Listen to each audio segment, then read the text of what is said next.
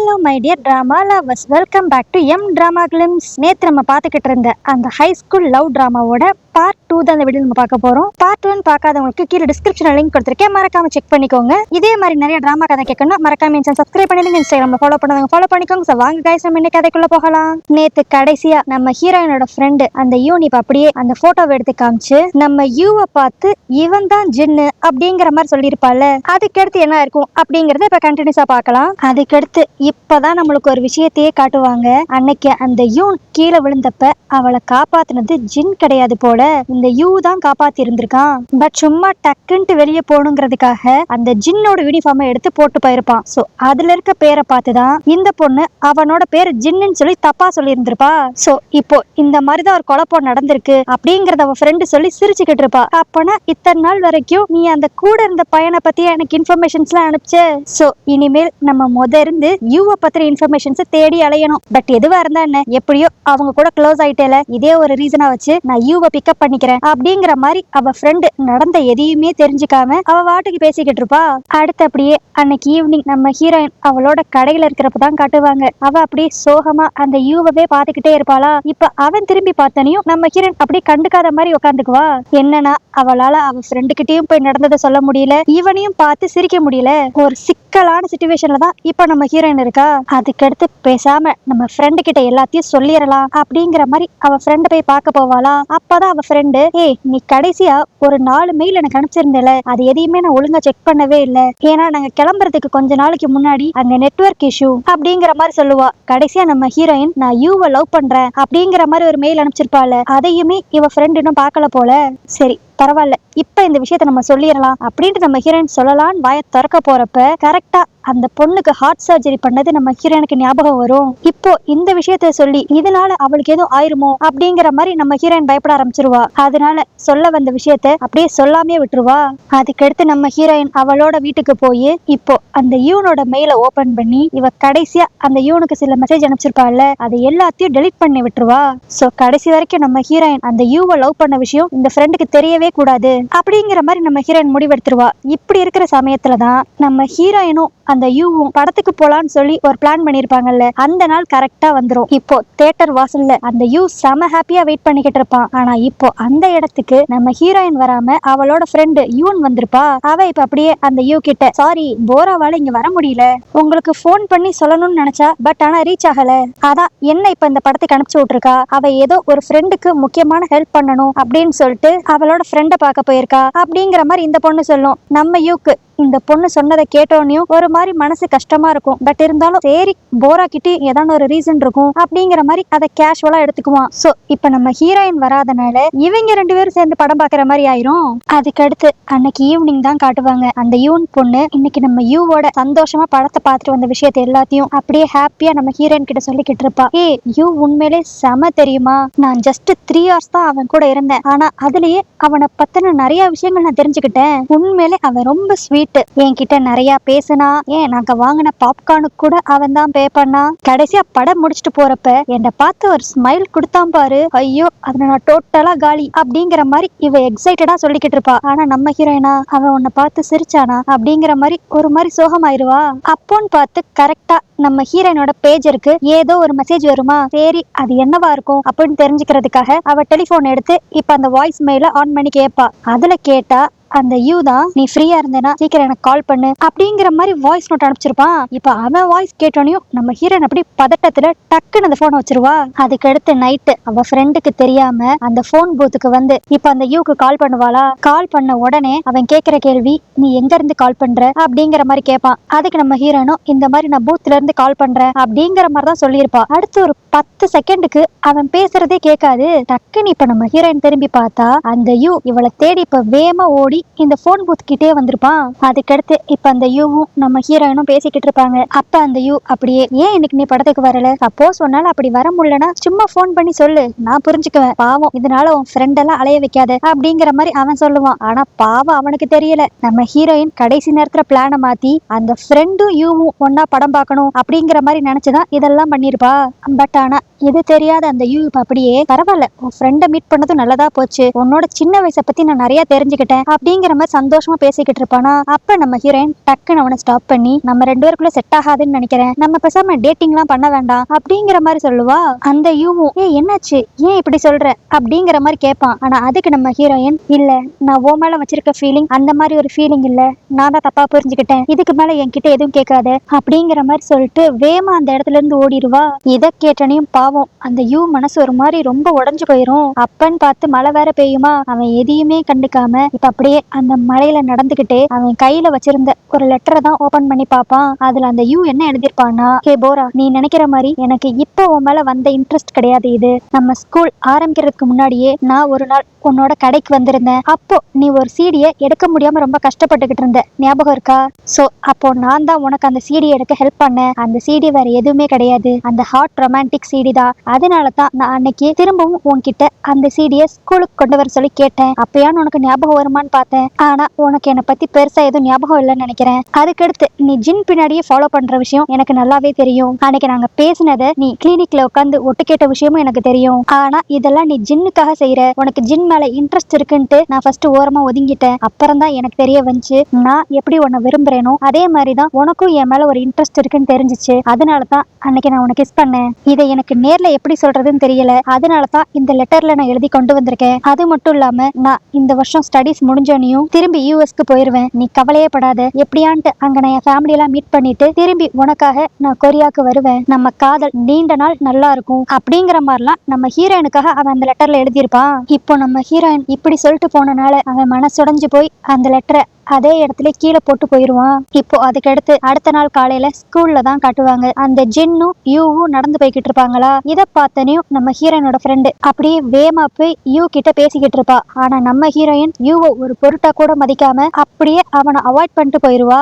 அதுக்கடுத்து அந்த பிராட்காஸ்டிங் கிளப்ல தான் காட்டுவாங்க. இந்த வருஷம் புதுசா இந்த கிளப்ல சேர்ந்தது நம்ம ஹீரோயினும் யூவும் தானே. அதனால இவங்க 2 பேரும் சேர்ந்து ஏதோ ஒரு ப்ராஜெக்ட் பண்ணணும் அப்படிங்கிற மாதிரி அந்த கிளப்ல இருக்கிறவங்க சொல்லிடுவாங்களா.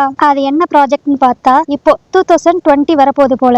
அதனால அந்த 21st செஞ்சுரி எப்படி இருக்கும் அப்படிங்கறது எல்லாத்தையுமே அங்க இருக்கிற ஸ்டூடெண்ட்ஸ் கிட்ட அப்படியே கேட்டு இவங்க ஒரு வீடியோவா மேக் பண்ணணும். இதுதான் இவங்க ப்ராஜெக்ட் போல. இந்த ப்ராஜெக்ட் அப்போ 2 பேரும் ஒரே இடத்துல தான் இருப்பாங்க. ஆனா சரியா முகம் கொடுத்து பேசிக்க கூட மாட்டாங்க.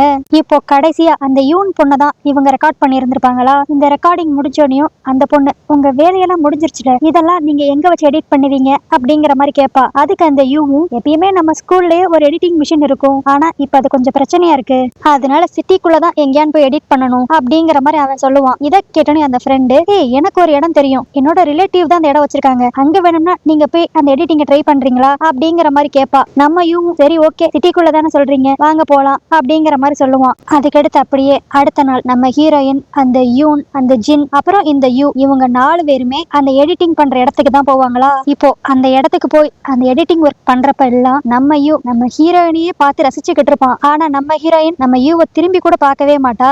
அதுக்கடுத்து இங்க மொத்த வேலையும் முடிச்சுக்கடுத்து இவங்களுக்கு நிறைய ஃப்ரீ டைம் இருக்குமா.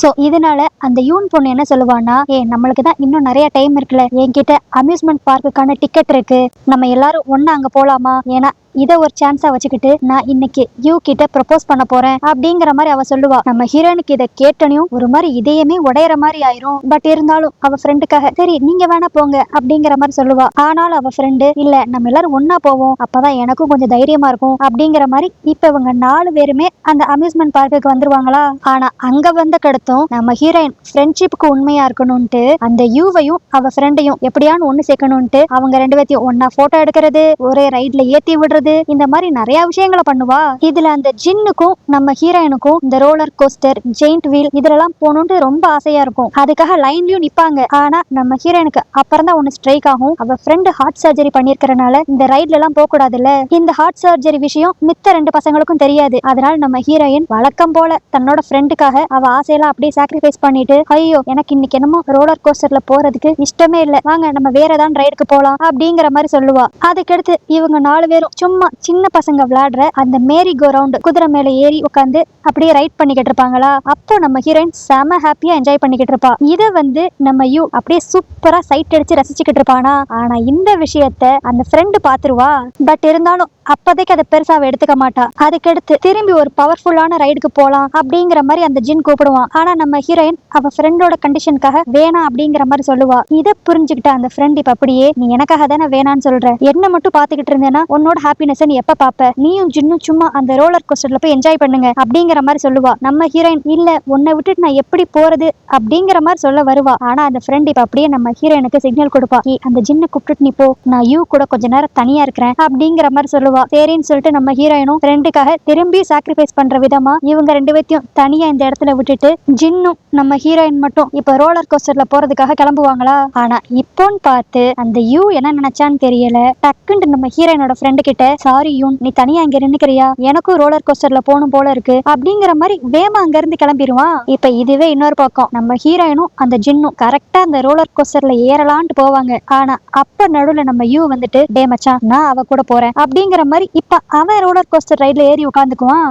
அதுக்கடுத்து இங்க இருந்து போய் அந்த ஜின் தனியா நின்னுக்கிட்டு இருக்க நம்ம ஹீரோனோட ஃப்ரெண்டு யூன் கூட போய் நிப்பானா. இப்போ அங்க போனனையும் அந்த ஜின் இப்ப அப்படியே அந்த பொண்ணு கிட்ட, இந்த யூக்கு என்ன ஆச்சுன்னு தெரியல, அவனுக்கு ஹைட்னாவே பயம், அப்படி இருந்தும் போரா கூட ரோலர் கோஸ்டர் போகணும்ட்டு இவ்வளவு பெரிய முடிவு எடுத்திருக்கானே, அவன் என்ன ஆக போறானோ, அவன் சேஃபா வரணும்னு நான் வேண்டிக்கிறேன் அப்படிங்கிற மாதிரி இவன் சொல்லுவானா. இதை கேட்டனையும் அந்த யூன் பொண்ணு, அவனுக்கு தான் ஹைட்னா பயம்ல, அப்புறம் எதுக்கு இப்ப அந்த ரைடுக்கு போனா அப்படிங்கிற மாதிரி கேப்பா. அதுக்கு அந்த ஜின் டக்குன்ட்டு, உனக்கு விஷயமே தெரியாதா, யூக்கு தான் போரா மேல ஒரு இன்ட்ரெஸ்ட் இருக்குல்ல, இன்ஃபேக்ட் போராக்கும் யூ மேல ஒரு இன்ட்ரெஸ்ட் இருக்கு, அதனாலதான் அவ கூட தனியா டைம் ஸ்பெண்ட் பண்ணணும்ட்டு பையன் இப்படிப்பட்ட ஒரு முடிவு எடுத்திருக்கான் அப்படிங்கிற மாதிரி அந்த ஜின் இப்ப இந்த விஷயத்த அந்த ஃப்ரெண்டு கிட்ட சொல்லிடுவான். இதுவே இன்னொரு பக்கம் அந்த ரோலர் கோஸ்டர்ல தான் காட்டுவாங்க. அது அப்படியே மேல ஏற ஏற அந்த யூ ஒரு மாதிரி டென்ஷன் ஆகிக்கிட்டே இருப்பான். அப்புறம் தான் நம்ம ஹீரோயினுக்கே தெரிய வரும் இவனுக்கு ஹைட்னா செம பயம் அப்படின்ட்டு. அப்புறம் அந்த யூ பயத்துல டக்குன்னு நம்ம ஹீரோயினோட கையை பிடிச்சிட்டு, போரா நான் இதெல்லாம் பண்றது உனக்காக தான், உன் கூட டைம் ஸ்பெண்ட் பண்ணுங்கிறதுக்காக தான், ஐ லைக் யூ போரா அப்படிங்கிற மாதிரி அந்த ரோலர் கோஸ்டர்ல போறப்பயே நம்ம ஹீரோயின் கையை இறுக்கமா பிடிச்சுக்கிட்டு ஐ லைக் யூ அப்படிங்கிற மாதிரி செமையா கத்துவான். அதுக்கடுத்து இப்ப ரைடெல்லாம் முடிச்சுட்டு நம்ம ஹீரோயினும் அந்த யூவும் டயர்டா உட்காந்துருப்பாங்களா. அப்ப அந்த யூ நம்ம ஹீரோயின் கிட்ட, நான் இன்னும் கொஞ்ச நாள்ல யூஎஸ் கிளம்பிடுவேன் அப்படிங்கிற மாதிரி சொல்லுவான். இதை கேட்டக்கடுத்து நம்ம ஹீரோயினுக்கு கஷ்டமாவே இருந்தாலும், ஓ யூஎஸ் கிளம்புறியா, ஓகே ஓகே நல்லது அப்படிங்கிற மாதிரி மட்டும் சொல்லுவா. சோ இதனால அந்த யூக்கு ஒரு மாதிரி மனசே கஷ்டமாயிரும். நான் யூஎஸ் போறேங்கிற விஷயம் உனக்கு தெரிஞ்சிச்சுன்னா நீ ரொம்ப ஃபீல் பண்ணுவேன்னு நினைச்சேன், ஆனா நீ அதை சர்வசாதாரணமா எடுத்துக்கிட்டேல அப்படிங்கிற மாதிரி அவன் ஒரு பக்கம் ஃபீல் பண்ணி சொல்லுவான். அதுக்கடுத்து அப்படியே இங்க சீன் கட் பண்ணி இப்ப திரும்பி நம்ம ஹீரோயினும் அவளோட ஃப்ரெண்டு யூனும் திரும்பி வீட்டுக்கு வந்துகிட்டு இருக்க வழியில தான் காட்டுவாங்க. அப்போ அந்த யூன் பொண்ணு நம்ம ஹீரோயின் கிட்ட ஸ்ட்ரைட்டாவே கேட்டுருவா, உனக்கு யூவை பிடிச்சிருக்கு தானே அப்படிங்கிற மாதிரி. இந்த கேள்விக்கு ஃபர்ஸ்ட் நம்ம ஹீரோயினுக்கு என்ன பதில் சொல்லணும்னே தெரியாது. அதுக்கடுத்து ஒரு மாதிரி மென்னு முழுங்கி, இல்ல ஃபர்ஸ்ட் ஜின் யாருன்னு சொல்லி ஒரு சின்ன கன்ஃபியூஷன் ஆயிருச்சு, அந்த டைம்ல எனக்கு யூ மேல குட்டியா ஒரு க்ரஷ் இருந்துச்சு, ஆனா இப்ப அப்படி எதுவுமே இல்ல, எனக்கு அவன் மேல எந்த ஒரு இன்ட்ரெஸ்டும் இல்ல அப்படிங்கிற மாதிரி நம்ம ஹீரோயின் கேஷுவலா சொல்லுவாளா. ஆனா அதுக்கு உடனே அந்த ஃப்ரெண்ட் இப்ப அப்படியே, இவ்வளவு விஷயம் நடந்திருக்கு, இத பத்தி நீ என்கிட்ட ஒரு வார்த்தை கூட சொல்லவே இல்லல, இதெல்லாம் நீ எனக்காக பண்றேன்னு நினைச்சுக்கிட்டு நீ ஷெல்ஃபிஷா உனக்காக தான் பண்ணிக்கிட்டு இருக்க அப்படிங்கிற மாதிரி அவ ஃப்ரெண்டு சொல்லுவா. இதை கேட்டோட நம்ம ஹீரோனுக்கு ஒரு செகண்ட்ல லைட்டா கஷ்டமாயிரும். அப்புறம் அவ ஃப்ரெண்ட் என்ன சொல்லுவான்னா, உனக்கு மட்டும்தான் லவ்வை விட ஃப்ரெண்ட்ஷிப் ரொம்ப முக்கியம்னு நினைச்சியா, எனக்கும் எல்லார விட நீ தான் ரொம்ப முக்கியம், உன்னை விட நேத்து வந்த கிரஷ் எனக்கு ரொம்ப முக்கியமே கிடையாது, என்ன நீ புரிஞ்சுக்கிட்டது அவ்வளவுதானா அப்படிங்கிற மாதிரி இப்ப அந்த பொண்ணு கோச்சுக்கிட்டு அங்க இருந்து கிளம்பிரும். அதுக்கடுத்து அந்த யூன் பொண்ணு அவ வீட்டுக்கு வந்து இப்ப அவ மெயில தான் ஓபன் பண்ணி பாப்பாளா. அப்படி அதை அவ செக் பண்ணிக்கிட்டு இருக்கப்பதான் டிராஷ்ல ஒரு மெயில் இருக்கிற மாதிரி இருக்கும். அதுல பார்த்தா நம்ம ஹீரோயின் கடைசியா, நான் யூவை லவ் பண்றேன்னு நினைக்கிறேன் அப்படிங்கிற மாதிரி ஒரு மெயில் அனுப்பிச்சிருப்பாள். அதை இப்ப இந்த பொண்ணு படிச்சுக்கிட்டு இருப்பா. அதுவும் அந்த மெயில்ல நம்ம ஹீரோயின் இன்னும் என்னென்ன அனுப்பிச்சிருப்பான்னா, நான் என்னதான் யூவை லவ் பண்ணாலும் என்னோட ஃபர்ஸ்ட் ப்ரியாரிட்டி எப்பயுமே என்னோட ஃப்ரெண்டு யூன் தான் அப்படிங்கிற மாதிரி அனுப்பிச்சிருப்பா. இப்ப இதெல்லாம் பார்த்துக்கடுத்து அந்த ஃப்ரெண்டுக்கு ரொம்ப அழகியா வரும். அதுக்கடுத்து அடுத்த நாள் ஸ்கூல்ல தான் காட்டுவாங்க. இப்ப இந்த யூன் பொண்ணு ஸ்ட்ரெயிட்டா அந்த யூவை போய் மீட் பண்ணி, உனக்கு இந்நேரம் தெரிஞ்சிருக்கணும்னு நினைக்கிறேன், எனக்கு உன் மேல ஒரு இன்ட்ரெஸ்ட் இருக்கு அப்படிங்கிற மாதிரி அவ சொல்லுவா. அதுக்கு அந்த யூக்கு என்ன பதில் சொல்லணும்னே தெரியாதா. அப்ப உடனே அந்த யூன் பொண்ணு, நீ கவலைப்படாத, ஆனா இப்போ என் மனசுல அந்த மாதிரி எந்த ஒரு எண்ணமும் கிடையாது, அது மட்டும் இல்லாம நீ போராவை பத்தி ஏதோ தப்பா நினைச்சுக்கிட்டு இருக்க, அவளுக்கு ஒன்னு பிடிக்காதுன்னு மட்டும் நீ நினைச்சிடாத, அவளுக்கு உண்மையிலே ஒன்னு ரொம்ப பிடிக்கும், ஆனா என்ன பைத்தியக்காரி, கிரஷை விட ஃப்ரெண்ட்ஷிப் தான் ரொம்ப முக்கியம் அப்படின்னு நினைச்சுதான் அவ எதையுமே வெளியே எக்ஸ்பிரஸ் பண்ணவே இல்லை, அவ எப்பயுமே இப்படிதான், எனக்காகனா அவ என்ன வேணாலும் செய்வா, ஆனா அதுக்குன்ட்டு நான் எல்லாத்தையும் டேக் இட் ஃபார் கிராண்டடா எடுத்துக்க முடியுமா, ஏன்னா போராக்கு எப்படி நான் முக்கியமோ அதே மாதிரிதான் எனக்கும் போரா ரொம்ப முக்கியம், அதனால அவ சொல்லலைனாலுமே நான் சொல்றேன், போராக்கு உன்னை ரொம்ப பிடிச்சிருக்கு அப்படிங்கிற மாதிரி இந்த ஃப்ரெண்டு எல்லா விஷயத்தையும் இந்த யூ கிட்ட சொல்லிடுவா. அதுக்கடுத்து அன்னைக்கு ஈவினிங் ஸ்கூல் முடிஞ்சோனையும் நம்ம ஹீரோயின் வீட்டு சைடு வருவாளா. அங்க பார்த்தா ஒரு ஆம்புலன்ஸ் நின்னுகிட்டு இருக்கும். என்னன்னு பார்த்தா அவளோட தம்பிக்கு ரொம்ப உடம்பு சரியில்லை போல, அதனால வேகமா ஹாஸ்பிட்டல் கூட்டு போவாங்க. இதுவே இன்னொரு பக்கம் இந்த விஷயம் தெரியாம அந்த யூ நம்ம ஹீரோயினை பார்க்கணுங்கிறக்காக இப்போ அவ வீட்டு வாசல்லே வந்து நிப்பான். இங்க வந்த கெடுத்து நம்ம ஹீரோயினுக்கு கண்டினியூஸா கால் மெசேஜ் எல்லாமே பண்ணுவான். நான் உன்கிட்ட பேசணும், தயவு செஞ்சு உன் வீட்டுக்கு கீழே வா அப்படிங்கிற மாதிரி ஒரு 4-5 டெக்ஸ்ட் அனுப்பிச்சிருப்பான், ஒரு 5-6 கால் பண்ணியிருப்பான். ஆனா நம்ம ஹீரோயின் ஹாஸ்பிட்டல் இருந்தனால இது எதையுமே நோட் பண்ணிருக்க மாட்டா. ஆனா இந்த விஷயம் தெரியாம அந்த யூ காலையில வரைக்கும் நம்ம ஹீரோயினோட வீட்டு வாசல்லே வெயிட் பண்ணிக்கிட்டு இருப்பான். அதுக்கடுத்து இங்க சீன் கட் பண்ணி இப்ப ஸ்கூல்ல தான் காட்டுவாங்க. நம்ம ஹீரோயின் ஸ்கூலுக்கு வந்துருவாளா. இவளை பார்த்தனையும் அந்த யூன் பொண்ணுக்கு பேசணும் போல இருக்கும். ஆனா அதுக்குள்ள மித்த ஃப்ரெண்ட்ஸ் எல்லாம் வந்து உன் தம்பி எப்படி இருக்கான், என்னாச்சு அப்படிங்கிற மாதிரி நம்ம ஹீரோயின் கிட்ட பேசிக்கிட்டு இருப்பாங்களா. அன்னாரன் பார்த்து அந்த யூன் பொண்ணு டக்குன்னு மயக்கம் போட்டு விழுந்துருவா. இதை பார்த்து நம்ம ஹீரோயின் எதை பத்தியும் யோசிக்காம டக்குன்னு அந்த யூனை முதுகுல தூக்கி போட்டு வேகமா கிளினிக்கு தான் ஓடுவா. ஆனா இப்படி ஓடிக்கிட்டு இருக்க டைம்லயே அந்த யூன் மெதுவா எந்திரிச்சு, ரொம்ப ஓடாத, எனக்கெல்லாம் ஒன்னாகல, நான் நல்லா தான் இருந்தேன், உன்கிட்ட எப்படி பேசுறதுன்னு தெரியல, அதனாலதான் இப்படி ஒரு விஷயத்த பண்ண அப்படிங்கிற மாதிரி சொல்லுவா. அதுக்கடுத்து அந்த யூன் இப்ப அப்படியே, தயவு செஞ்சு யூவை மட்டும் நீ கைவிட்டுறாத, உனக்காக ஜின் வெளியே வெயிட் பண்றான், அவன் கூட ரயில்வே ஸ்டேஷன் கிளம்பிப்போ, ஏன்னா நீ கொஞ்சம் டைம் மிஸ் பண்ணாலும் யூ இந்த நாட்டை விட்டே போயிருவான் அப்படிங்கிற மாதிரி சொல்லுவா. உடனே நம்ம ஹீரோயினும் இப்ப டக்குன்ட்டு அந்த ஜின் கூட பைக்ல ரயில்வே ஸ்டேஷனுக்கு தான் போவாளா. நல்ல வேலையா அந்த யூ ட்ரெயின் ஏறதுக்கு முன்னாடியே நம்ம ஹீரோயின் அவனை பாத்துருவா. அதுக்கடுத்து இப்ப அப்படியே யூ அப்படிங்கிற மாதிரி கத்திக்கிட்டு நம்ம ஹீரோயின் அவன் கிட்ட போய், என்ன மன்னிச்சிரு, ஐ எம் சாரி, உண்மையிலே அன்னைக்கு நீ ஊருக்கு கிளம்ப போறேன்னு சொன்ன உன்னையும் எனக்கு ரொம்ப மனசு கஷ்டமா இருந்துச்சு, பட் இருந்தாலும் என்னோட ஃபீலிங்ஸை வெளிக்காட்டிக்க கூடாதுங்கிறதுக்காக தான் அன்னைக்கு நான் அப்படி பேசினேன் அப்படிங்கிற மாதிரி இப்ப எல்லாத்தையும் சொல்லி நம்ம ஹீரோயின் அழுக ஆரம்பிச்சிருவா. ஆனா இதை கேட்டு அந்த யூ இப்போ ஒரு மாதிரி நக்கலா சிரிச்சுக்கிட்டு, நீ சாரி எல்லாம் கேட்க வேண்டாம், சுத்தி வளைக்காம ஸ்ட்ரைட்டான விஷயத்துக்கு வா அப்படிங்கிற மாதிரி சொல்லுவான். அதுக்கு நம்ம ஹீரோயின் ஒரு மாதிரி வெக்கப்பட்டுக்கிட்டு, இங்க வச்சு நான் எப்படி என்னோட காதலை எக்ஸ்பிரஸ் பண்ண முடியும் அப்படிங்கிற மாதிரி ஒரு மாதிரி கூச்சப்பட்டுட்டே கேட்பா. ஆனா அதுக்கு உடனே நம்ம யூ, ஆனா எனக்கு அந்த கூச்சமே கிடையாது அப்படின்ட்டு இப்ப ஐ லைக் யூ போரா அப்படிங்கிற மாதிரி கத்துவான். உடனே நம்ம ஹீரோயினும் ஐ லைக் யூ அப்படிங்கிற மாதிரி கத்த ஆரம்பிச்சிருவா. ஆனா இப்படி இவங்க ரெண்டு பேரும் அவங்க லவ் எக்ஸ்பிரஸ் பண்ணிக்கிட்டு இருக்க டைம்லயே கரெக்டா அந்த யூவோட ட்ரெயினும் வந்துரும். இப்ப உடனே அந்த யூ நம்ம ஹீரோயின் ஹக் பண்ணிட்டு, நீ எனக்காக ஒரு 2 வருஷம் மட்டும் வெயிட் பண்ணு, நான் என்னோட ஃபேமிலியை போய் மீட் பண்ணிட்டு சீக்கிரமே உனக்காக திரும்பி வருவேன் அப்படிங்கிற மாதிரி அவனுமே அழுதுகிட்டே நம்ம ஹீரோயின் கிட்ட சொல்லுவான். என்னன்னா நம்ம ஹீரோ அவன் பிளான் பண்ண மாதிரி யூஎஸ் போக தான் போறான் போல. இப்ப உடனே அடுத்து ஏர்போர்ட் போகணுங்கிறதுக்காக அந்த ட்ரெயின்ல ஏறுவான். அவன் அந்த ட்ரெயின்ல ஏறினக்கு எடுத்து ஒரு பக்கம் நம்ம ஹீரோயின் ரொம்ப ஃபீல் பண்ணி அழுவா, இன்னொரு பக்கம் அந்த யூவுமே ஒரு மாதிரி ஃபீல் பண்ணி அழுவான். என்னதான் இவங்க லவ் எக்ஸ்பிரஸ் பண்ணிக்கிட்டாலும் அடுத்த செகண்ட்லயே இப்படி பிரிஞ்சு பிரிஞ்சு வேற வேற ஊர்ல இருக்கிறோமே அப்படின்ட்டு ரொம்ப ஃபீல் பண்ணுவாங்க. ஆனா என்னதான் இவங்க ரிலேஷன்ஷிப் லாங் டிஸ்டன்ஸ் ரிலேஷன்ஷிப்பா இருந்தாலுமே அடிக்கடி போன் பேசுறது, அடிக்கடி மெயில் அனுப்பிக்கிறது, இந்த மாதிரி கண்டினியூஸா ஒரு வருஷம் 2 பேரும் நல்லா தான் பேசிக்கிட்டு இருந்திருப்பாங்க. அதுக்கடுத்து 12th கிரேட்லாம் முடிச்சுட்டு நம்ம ஹீரோயினும் அவளோட ஃப்ரெண்டு யூனும் ஒரே காலேஜ்ல அப்படியே அட்மிஷன்லாம் போட்டுருவாங்க. ஆனா இவங்க காலேஜ்க்கு என்ட்ரான கடுத்திருந்து நம்ம யூ கிட்ட இருந்து நம்ம ஹீரோயினுக்கு ஒரு மெசேஜோ ஒரு காலோ எதுவுமே வந்திருக்காது. சரின்னு சொல்லிட்டு இவ கால் பண்ணாலும் அவன் அட்டன் பண்ண மாட்டான், எந்த ஒரு மெயிலுக்கும் ரிப்ளையும் பண்ண மாட்டான். டோட்டலா நம்ம ஹீரோயினை அப்படியே அவாய்ட் பண்ண ஆரம்பிச்சிருவான். இது நம்ம ஹீரோயினை லைட்டா அஃபெக்ட் பண்ணிரும். அவளால மூவ் ஆன் பண்ணியும் போக முடியாது. அவனை நினைச்சாலே இவளுக்கு ஒரு மாதிரி கோபமாவும் அழுகையாவும் தான் வரும். அதுக்கடுத்து நம்ம ஹீரோயின் ஒரு 2-3 வருஷம் கழிச்சு பேசாம மூவ் ஆன் ஆகி போயிடலாம் அப்படின்ட்டு கடைசியா அந்த யூக்கு ஒரே ஒரு வாய்ஸ் மெயில மட்டும் அனுப்பிச்சு விடுவா. இதுதான் நீ திரும்பி வந்து என்ன பாக்குற லட்சணமா? ஒரு போன் கிடையாது, ஒரு டெக்ஸ்ட் கிடையாது, மவனே இனிமேல் நீயே என்ன தேடி வந்தாலும் நான் உனக்கு கிடைக்க மாட்டேன், நம்மளுக்குள்ள எல்லாம் முடிஞ்சிருச்சு அப்படிங்கிற மாதிரி சொல்லி ஒரு வாய்ஸ் நோட் ஒன்னு அனுப்பிச்சு விட்டுருவா. அதுக்கடுத்து இப்படியே பல வருஷம் ஓடிரும். அப்படி இருக்கிற டைம்ல தான் நம்ம ஹீரோயினுக்கு ஒரு பார்சல் ஒண்ணு வந்திருக்கும். அதுல ஒரு சீடியும் ஒரு ஆர்ட் கேலரியோட டிக்கெட்டும் இருந்திருக்கும். இந்த பார்சல் எங்க இருந்து வந்துச்சு? யூஎஸ்ல இருந்து வந்திருக்கு. அது மட்டும் இல்லாம அந்த ஹாட் ரொமான்டிக் சீடி வேற உள்ள இருந்துச்சா, சோ இதுலயே இதை அனுப்பிச்சது யூ தான் அப்படின்ட்டு நம்ம ஹீரோயின் தெளிவா புரிஞ்சுக்குவா. அடுத்து அப்படியே அந்த ஆர்ட் கேலரிக்கும் போவாளா. அங்க போனா ஒரு இடத்துல ஸ்பெஷலா ஒரு பிளம் ட்ரீயோட வீடியோ ஒண்ணு ஓடிக்கிட்டு இருக்கும். இந்த பிளம் ட்ரீயை பார்த்தனையும் நம்ம ஹீரோயினுக்கு அவ்வளவு ஹாப்பியா இருக்கும். ஏன்னா அந்த யூக்கு பிடிச்சதே அந்த பிளம் ட்ரீ தானே, அதனால இந்த யூ இங்கதான் எங்கேயோ இருக்கான் அப்படிங்கிற மாதிரி ஆர்வமா தேடிக்கிட்டு இருக்கப்பயே அந்த இடத்துக்கு இப்ப அப்படியே மாசா ஒரு பையன் வருவான். ஆனா அது நம்ம யூ கிடையாது.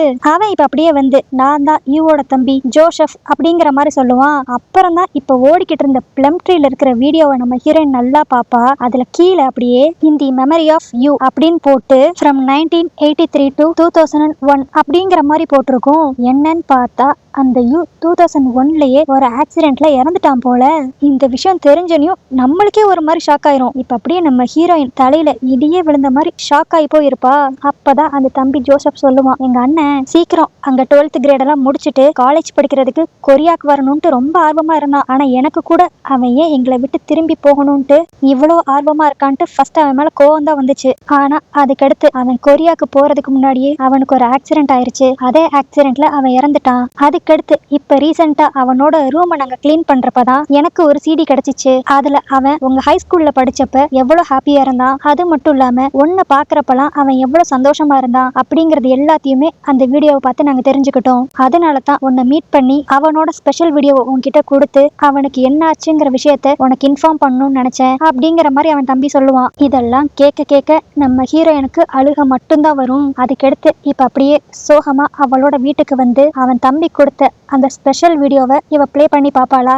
அதுல பூரா நம்ம ஹீரோயினுக்கே தெரியாம அவளை வளைச்சு வளைச்சு நிறைய வீடியோஸ் எடுத்திருப்பான். அது எல்லாத்தையுமே ஒரே கிளிப்பா ரெடி பண்ணி இது நான் உனக்காக மேக் பண்ண ஸ்பெஷல் வீடியோ, இதை நான் கொரியாக்கு வரப்ப கண்டிப்பா உன்கிட்ட கொடுப்பேன் அப்படிங்கிற மாதிரி பேசி ரெக்கார்ட் பண்ணி அந்த வீடியோவை முடிச்சிருப்பான். ஆனா என்ன, அன்பார்ச்சுனேட்டா அவன் கொரியா வரதுக்கு முன்னாடியே அவன் இறந்து போயிருப்பான். இப்போ இந்த வீடியோலாம் பார்த்தக்கடுத்து நம்ம ஹீரோயின் அப்படியே கதறி கதறி அழுவா. அப்படியே இந்த இடத்துல இந்த படம் முடியுது. நம்ம கூட இது ஒரு ஹாப்பி எண்டிங்கான ஸ்டோரியா இருக்கும் அப்படிங்கிற மாதிரி தான் நினைச்சிருப்போம். ஆனா இது இந்த மாதிரி ஒரு சேட் எண்டிங்கான ஸ்டோரி. இந்த எண்டிங்கை பாக்குறப்ப நம்ம ஹீரோயினுக்கு அவன் இறந்து போன விஷயம் தெரியாமே இருந்தா நல்லா இருக்கும் நீங்க நினைக்கிறீங்களா, இல்ல அவளுக்கு தெரிஞ்சிருக்கிறது தான் நல்லது அப்படிங்கிற மாதிரி நீங்க நினைக்கிறீங்களா? சோ இந்த எண்டிங்க்கு உங்க தாட்ஸ் என்ன அப்படிங்கறத கீழே கமெண்ட்ல மென்ஷன் பண்ணிருங்க. இந்த மூவி உங்களுக்கு பிடிச்சிருந்துச்சுன்னா லைக் பண்ணுங்க, உங்க ஃப்ரெண்ட்ஸ் எல்லாருக்கும் ஷேர் பண்ணுங்க. இதே மாதிரி நிறைய டிராமா கதை கேட்க மறக்காம என் சேனல் சப்ஸ்கிரைப் பண்ணிருங்க. இன்ஸ்டாகிராம்ல ஃபாலோ பண்ணாதவங்க ஃபாலோ பண்ணிக்கோங்க. இதே மாதிரி வேற ஒரு கதையோட வேற ஒரு வீடியோ வந்து பாக்குறேன். அது வரைக்கும் பை.